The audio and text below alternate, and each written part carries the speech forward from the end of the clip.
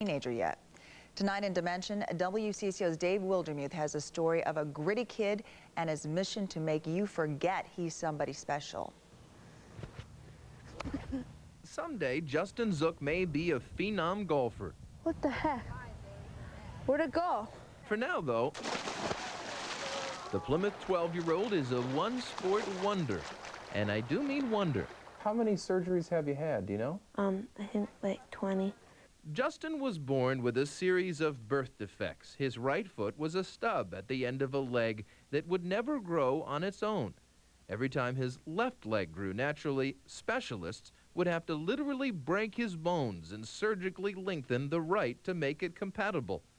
20 operations later, it's been stretched more than a foot.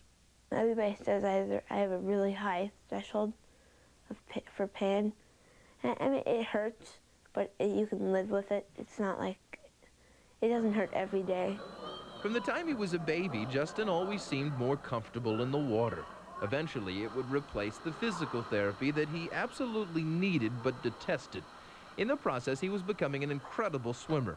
At 8 years old, he was tops in the state for his age. At 10, he did it again. And at 12, he's a defending state champion in the 500 freestyle. And that's all against able-bodied kids. His room, he's happy to show you, is filled with over 120 swimming medals. His dad, Stuart. And I've seen the times drop. This is really the first time where I'm just in awe of how good he really can be. And he really is. He's a great swimmer, whether it be disabled or able-bodied. He's just a very good swimmer. Every morning at 5:30, he drags his mother or father out the door to drive him to swim practice. Almost always the first one there, he's also the youngest, training with elite high school, even some college swimmers. Only. The last 75 is a freestyle stroke drill. Former U of M standout Aaron Anderson has been coaching him since he was 7 years old and has never once seen him use his disability to get out of anything. The only difference, I think, in his training has been working around his surgeries, that there have been times that he's come back in with a great big steel brace on his leg, and we've had to rig up, you know, try to put some buoys on his leg to try to keep his leg floating, and, you know, he just wants to get back in the water. Last month, swimming against adults at the National Disabled Swimming Championships, he set 2 American records and then proceeded to break one of them at this meet 2 weeks later. His mark in the mile ranked him 3rd in the world for disabled swimmers. It feels really good, and I don't brag about it. I wouldn't want to do that. He has goals. He sets them at the beginning of seasons.